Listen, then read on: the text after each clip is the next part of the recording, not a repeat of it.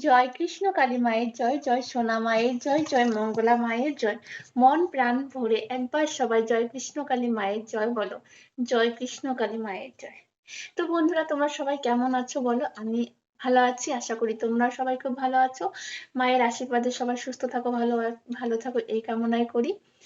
তো আমি আরেকবার বলে দিচ্ছি, তোমরা অনেকে আমার ভিডিও দেখো, থ্যাংক ইউ সো মাচ, অনেক অনেক ধন্যবাদ। যারা যারা আমার ভিডিও দেখছো অসংখ্য ধন্যবাদ। যারা আমার পাশে আছো, সাপোর্ট করছো, তোমাদের মন থেকে ধন্যবাদ, অনেক অনেক প্রণাম জানাই। আর কৃষ্ণকালী মা তোমরা জানো, আমাদের বর্ধমানে বিখ্যাত কৃষ্ণকালী মা আছে, থাকবেন, সবসময় থাকবেন। মা সবার মঙ্গল করছেন।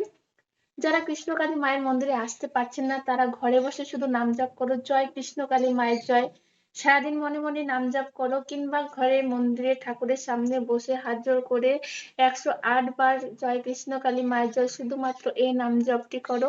দেখবে তোমাদের অবশ্যই সুফল হবে। যারা মন্দিরে আসতে চাইছো অবশ্যই আসো। বর্ধমানে বিখ্যাত কৃষ্ণকালী মায়ের মন্দির।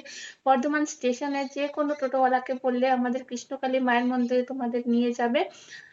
30 টাকা ভাড়া নেবে কৃষ্ণকালী মায়ের মন্দিরে যেতে। আর মায়ের ত্রিশূলটা অবশ্যই কপালে ঠেকাও, দেখবে তোমাদের সুফল হবেই। যে মনস্কামনা আছে, যে তোমাদের যেটা তোমরা চাইছো মনে মনে, অবশ্যই তোমাদের সুফল হবে এই কামনা করি।